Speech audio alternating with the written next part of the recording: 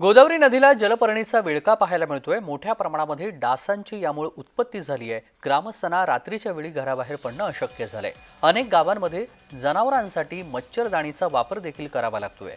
गोदावरी नदीला जलपर्णीचा विळखा पडल्याचं सध्या दृश्य पाहायला मिळतोय आणि यामुळे डासांची उत्पत्ती मोठ्या प्रमाणामध्ये झाली आहे। ग्रामस्थांना रात्रीच्या वेळी घराबाहेर पडणं देखील अशक्य झालेलं आहे असं ग्रामस्थांचं म्हणणं आहे आणि गावांमध्ये जनावरांसाठी आता चक्क मच्छरदाणीचा वापर होऊ लागलाय।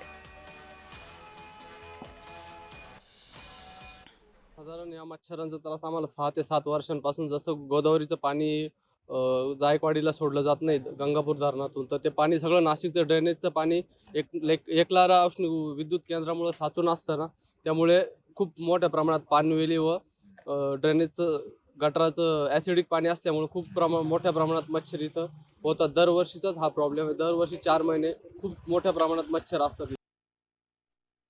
नाशिकमधनं जे पाणी सांडपाणीचं प्रादुर्भाव आहे, पूर्ण प्रदूषित पाणी, त्याच्यामुळे या पानवेल्या माजल्यात आणि या पानवेल्या याच्यावरती सरकार आणि कोणीच लक्ष देत नाही आहे। त्या पानवेल्यांमध्ये मच्छर खूप पैदास होती मच्छरांची। इथून तर गोदाकाठापर्यंत पूर्ण मच्छर आहे। त्याच्यामुळे जनावरांना त्रास होतोय। जनावरांना त्रास होत असल्यामुळे या मच्छरदाण्या लावण्याची वेळ आलेली आहे आता शेतकऱ्यांवर।